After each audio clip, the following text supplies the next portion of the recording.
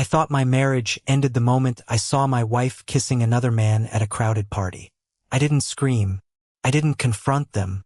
I simply turned around, walked away, and vanished from her life without saying a single word. That night, she never called. Not once. I told myself the silence was all the proof I needed. But at exactly 7:13 the next morning, there was a desperate knock on my front door. When I opened it, my wife was standing there. Her makeup was washed away by tears. Her hands were shaking, and the first words out of her mouth froze my blood. "Please, don't leave me. You saw exactly what they wanted you to see." Before I could answer, 2 black SUVs pulled into my driveway. Men in suits stepped out. One of them looked straight at me and said, "Sir, if you stay with her another minute, you'll both be dead." I had walked away believing I had caught my wife cheating. I had no idea. I had just become the next target in a betrayal far bigger than our marriage. For 12 years, I believed I was one of the luckiest men alive. My name is Daniel Carter, a 38-year-old financial consultant living in Seattle. My wife, Emily, wasn't just my partner. She was my best friend, my biggest supporter, and the person I trusted more than anyone else in this world. People often told us we looked like the perfect couple. We had survived everything together. The years when we barely had enough money to pay rent. The nights we shared one cheap pizza because that was all we could afford. The long hours I worked while Emily finished nursing school. Every success we celebrated belonged to both of us. When I finally built my own investment firm, Emily stood beside me through every late night and every setback. She never complained about the sacrifices.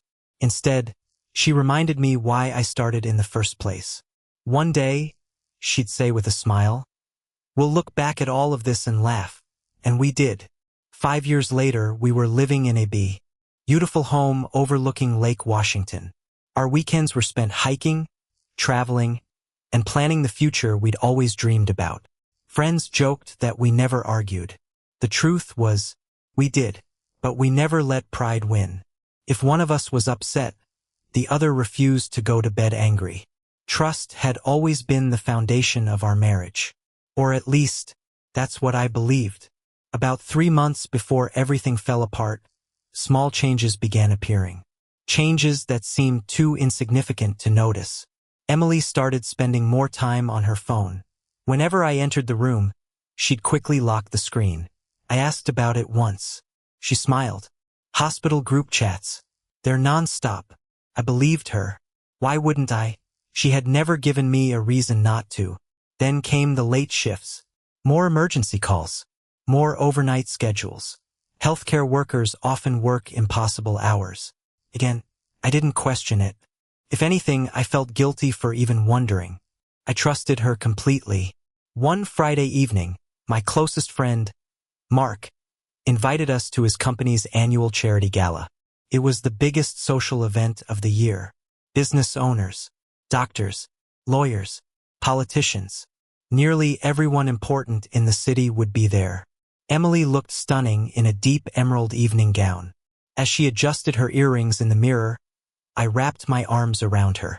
"You know," I whispered. "What? If I had to choose all over again?" She smiled before I finished. "You'd still pick me?" I kissed her forehead. Every single time. She laughed softly. "You better." Those were the last carefree words we ever shared. The ballroom glittered with crystal chandeliers and soft jazz music. Servers floated through the crowd carrying champagne. People greeted us everywhere we walked. Emily seemed unusually nervous. She kept checking her phone every few minutes. But she looked down, locked the screen, forced another smile. "You okay?" I asked. "Yeah." "You seem distracted." "It's nothing." She squeezed my hand. "Just work." Again, I believed her. Around 9 o'clock, Mark asked me to join several investors on the outdoor terrace. "I'll only be 10 minutes, I told Emily. "I'll be right here." She smiled. "Take your time." I kissed her gently before walking away. Those 10 minutes changed everything.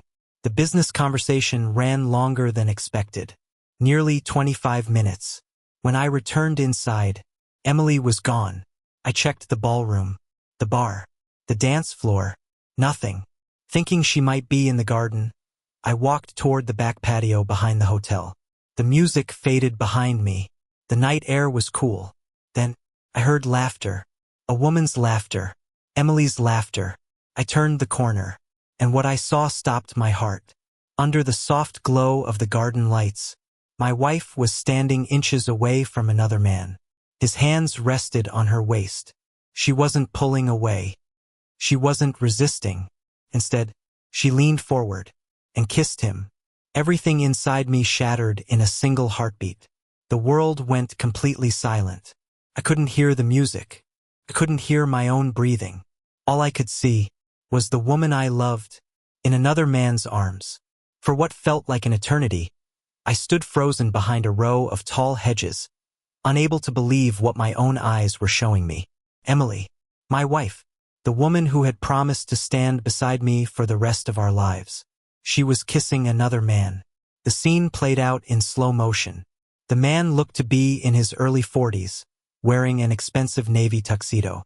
He was tall, confident, and seemed completely comfortable with his hands around my wife's waist. Emily didn't appear frightened. She didn't push him away. She didn't slap him. Instead, she remained there for several seconds before finally stepping back. That single moment was enough. I didn't need an explanation. At least, that's what I told myself. My chest felt as though someone had driven a knife straight through it. Every memory we had built together over the past 12 years flashed through my mind like shattered pieces of glass. Our wedding day, our honeymoon, buying our first house, late-night conversations about growing old together. Every promise, every dream, every "I love you." Suddenly, they all felt like lies. My first instinct was to storm over and confront them, to demand answers, to ask why. But something inside me refused. Maybe it was pride, maybe it was shock, or maybe I was terrified of hearing the truth. Instead, I slowly stepped backward, making sure neither of them noticed me. Each step felt heavier than the last. By the time I reached the hotel lobby, my legs were trembling. People were laughing. Champagne glasses clinked together. A band played cheerful music. No one had any idea that my entire world had just collapsed. Mark spotted me near the entrance. "Hey, where's Emily?" he asked. I forced myself to meet his eyes. She decided to stay a little longer. "You leaving already?" "I don't feel well." "You okay?" I nodded. "I'll call you tomorrow." Without waiting for another question, I walked out of the hotel. The drive home was a blur. Red traffic lights, passing headlights, rain beginning to fall against the windshield. I barely remembered any of it. My hands gripped the steering wheel so tightly that my knuckles turned white. Again and again, the same image replayed in my head. Emily, kissing another man. Every replay hurt even more than the last. When I reached home, the silence was unbearable. The house that had always felt warm now felt empty. I walked into our bedroom. Her perfume still lingered in the air. Her favorite novel rested on the nightstand. Her slippers were neatly placed beside the bed. Everything looked exactly the same. Except, nothing would ever be the same again. I opened our closet. Half of it belonged to Emily. Dozens of dresses. Shoes arranged perfectly. The emerald gown she had chosen for tonight was gone. I stared at the empty hanger for several seconds before quietly closing the closet door. I didn't cry. Not then. Instead, I walked into my home office and pulled out a small suitcase. If Emily wanted another man, she could have this house. I wasn't going to stay and beg for explanations. I packed a few shirts, my laptop, important documents, and a framed photograph of my late parents. Nothing else mattered. Before leaving, I removed my wedding ring. For 12 years, that ring had never left my finger. Now it rested silently on the kitchen counter. Beside it, I placed a single handwritten note. I saw everything. No accusations. No insults. No questions. Just 5 words. I checked into a small business hotel nearly 30 minutes away. The receptionist welcomed me with a smile. I barely responded. Inside the room, I sat on the edge of the bed, staring at my phone. Part of me expected Emily to call immediately, to explain, to apologize, to tell me there had been some misunderstanding. 1 minute passed, then 10, then 30, an hour, nothing, no calls, no text messages, no voicemail. The silence cut deeper than any argument ever could. She doesn't even care, I whispered to myself. By midnight, I finally turned the phone face down. At 2 in the morning, exhaustion forced me to close my eyes, but sleep never truly came. Every time I drifted off, I saw the same heartbreaking image waiting for me. Emily, in another man's arms. At exactly 7:13 the next morning, someone pounded violently on my hotel room door. Bang, bang, bang. The knocking wasn't polite.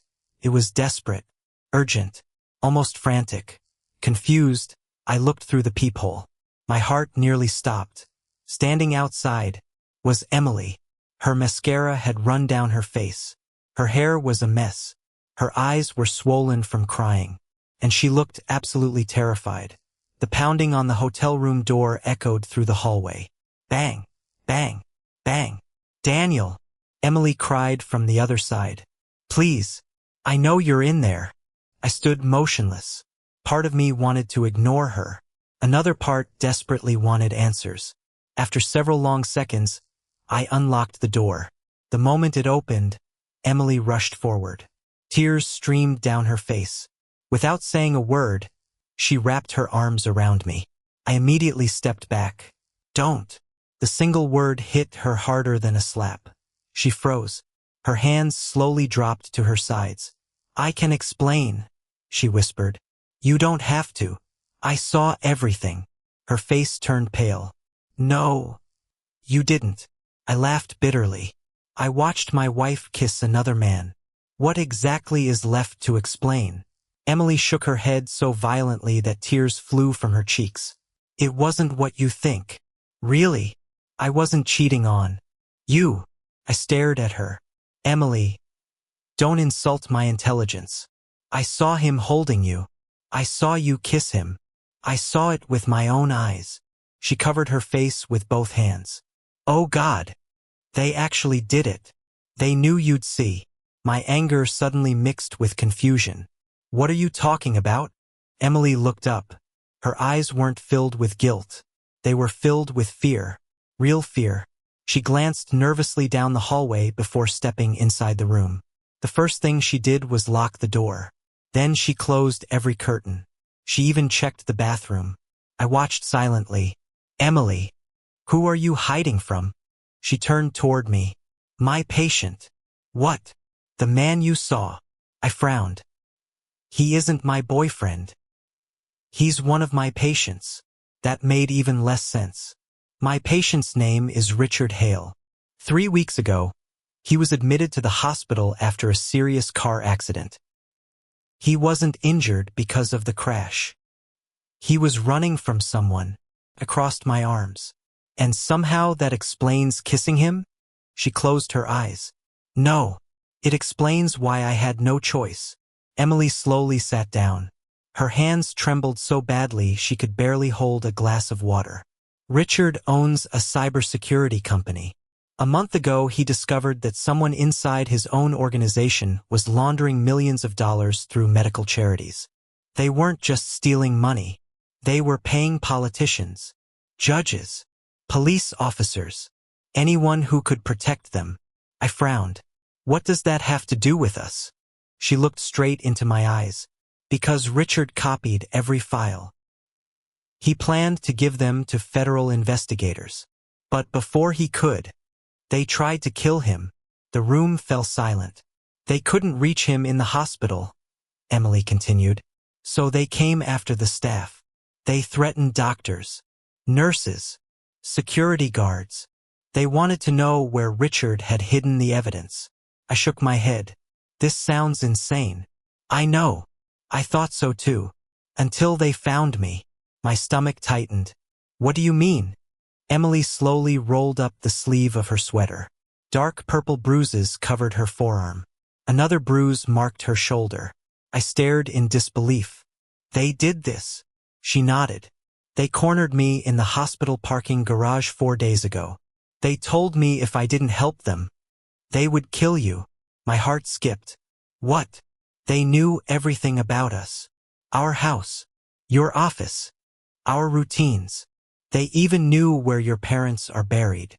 A cold chill ran down my spine. They forced me to attend last night's charity gala. They knew Richard would be there. They ordered me to make it look like we were having an affair. I frowned. Why? So you'd leave me. They wanted us separated. They said once you believed I'd betrayed you, you'd stop protecting me. And I'd be easy. To control. I couldn't speak. Every sentence sounded impossible. Yet, Emily's fear didn't seem fake. Neither did the bruises. I tried to warn you, she whispered. My phone. They were reading every message. I couldn't call. I couldn't text. If I told you anything, they promised they'd shoot you before sunrise. She reached into her purse. With shaking hands, she pulled out a tiny black object. What is that? She placed it on the table. It's a GPS tracker. I found it hidden underneath my car this morning. My blood ran cold. They've been following me. They've probably followed me here. Before I could respond, a black SUV slowly stopped outside the hotel. Then another. Emily's face lost all color. She looked through the gap in the curtain and whispered in horror. They found us. At that exact moment, someone knocked on the hotel room door. Not frantically, not angrily. Just 3 slow, deliberate knocks. Knock, knock, knock. Then a calm male voice spoke from the hallway. Mr. Carter, we know your wife is inside. Open the door. We only want to talk. The room fell into complete silence. The voice outside was calm. Too calm. It wasn't the voice of someone asking for directions. It was the voice of someone who already knew exactly where we were. Emily instinctively grabbed my arm. Her fingers were ice cold. Don't answer, she whispered. They'll kill us. Another knock. Knock, knock, knock. Mr. Carter, the man called again. We know you're awake. This doesn't have to become difficult. I slowly stepped away from the door. My heartbeat pounded so loudly it drowned out every other sound. Whoever these people were, they weren't guessing. They knew my name. They knew Emily was inside. They knew we'd checked into this hotel. I quietly picked up the room phone. No dial tone. I frowned. I checked the cable. It had been cut. What? Emily looked over. I told you. They always get here first. I grabbed my cell phone. No signal. Not one bar. What kind of hotel loses signal? Emily shook her head. They're using a signal jammer. They don't want anyone calling for help. For the first time, I realized this wasn't just Emily's story anymore. I was trapped inside it. A loud crash echoed from somewhere down the hallway. A woman screamed. Then, silence. The men weren't waiting anymore. They were clearing the floor. Emily's breathing became faster. We have to leave. How? She pointed toward the hotel balcony. This room connects to the emergency fire escape. I pulled the curtain aside just enough to look outside. 3 black SUVs surrounded the parking lot. 4 men stood near the entrance. 2 more watched the rear exit. Every one of them wore dark suits and earpieces. This wasn't random. It was an operation. Just then, my phone vibrated. For the first time all morning. An unknown new. Brr. No caller ID. I answered cautiously. Hello. A deep voice spoke immediately. Do not open the door. I froze. Who is this? No time. Listen carefully. You've been lied to. I looked at Emily. The caller continued. The people outside don't work for Richard Hale. They work for someone much higher. My pulse quickened. Who are you? I'm the only reason you're both still alive. Before I could ask another question, the call ended. Emily looked at me.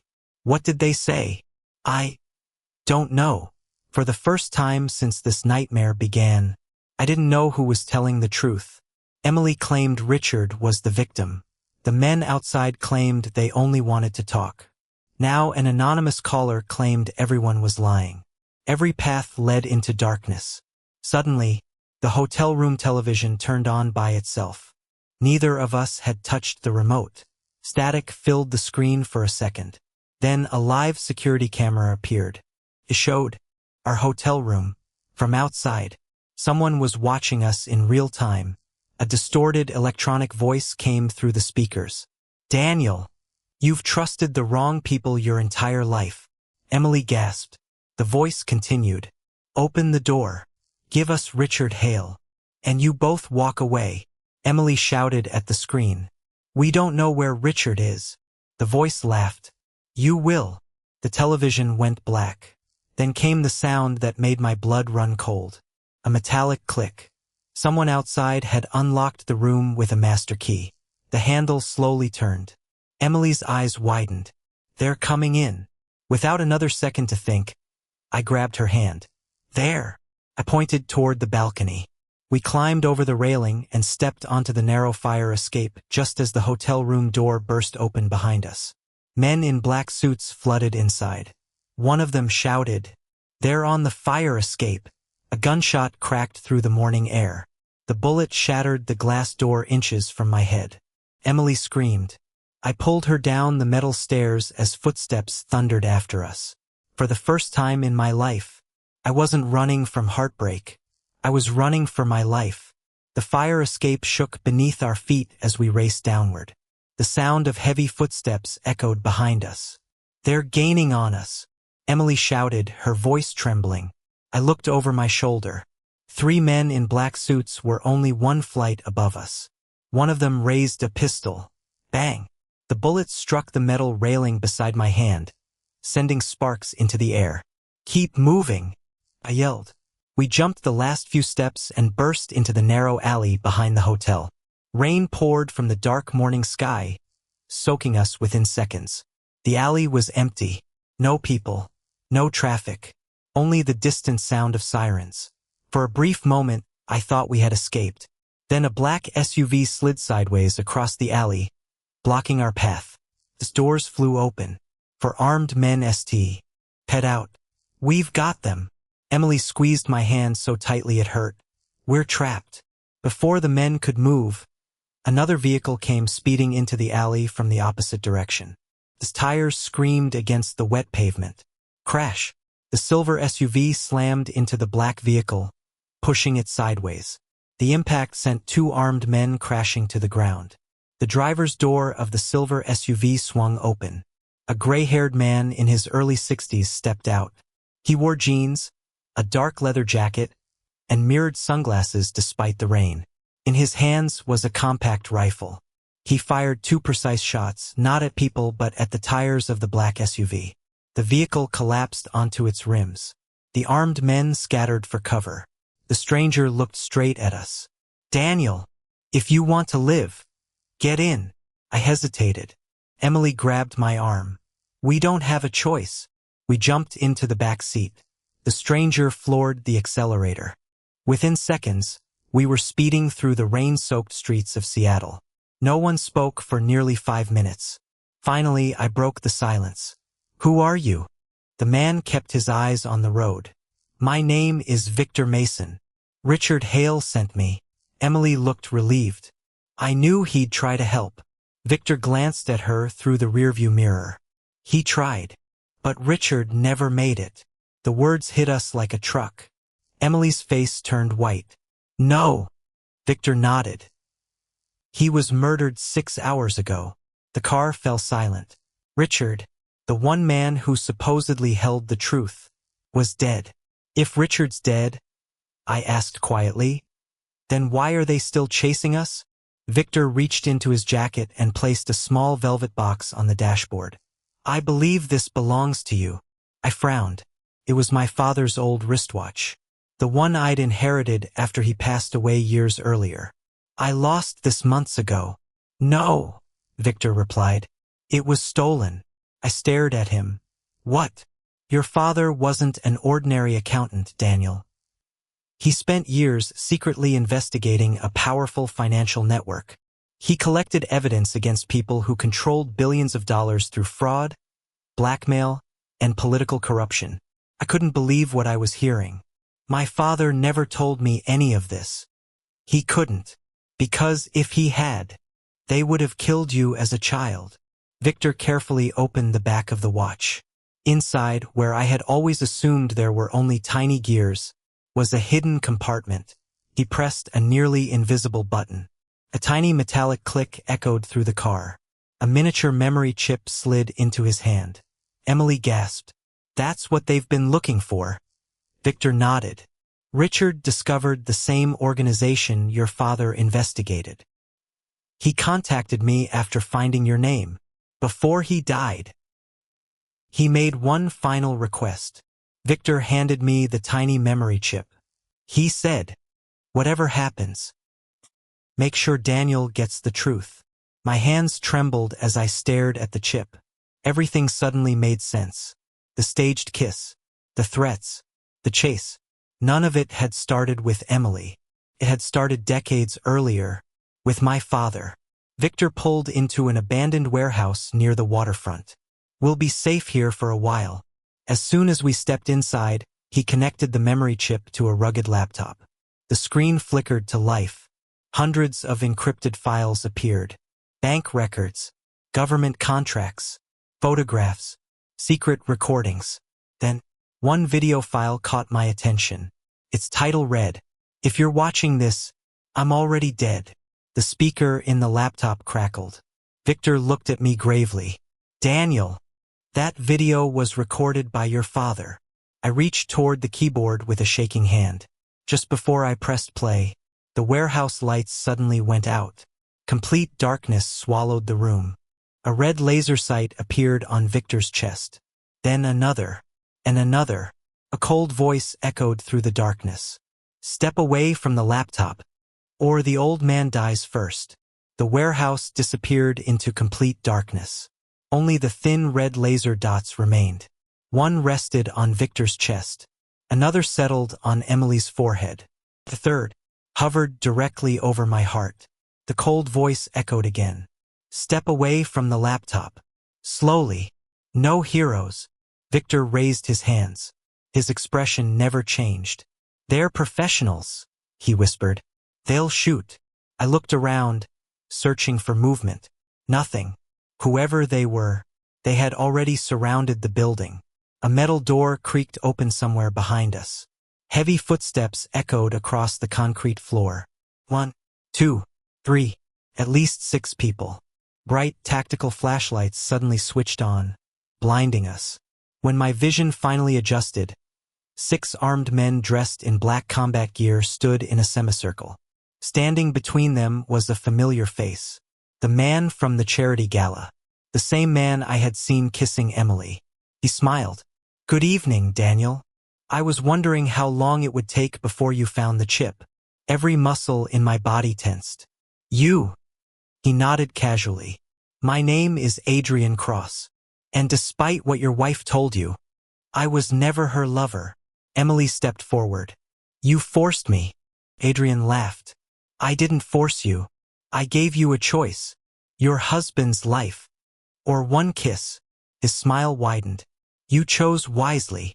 For the first time since this nightmare began, I believed her completely. Every accusation I had silently made against Emily came crashing down. She hadn't betrayed me. She had sacrificed her dignity to keep me alive. Adrian slowly walked toward me. His polished shoes echoed against the concrete floor. You know, Daniel, people always think betrayal begins with an affair. It doesn't. It begins with trust. He pointed toward the laptop. Your father trusted the wrong people. So did Richard Hale. And now, so have you. Victor suddenly stepped in front of me.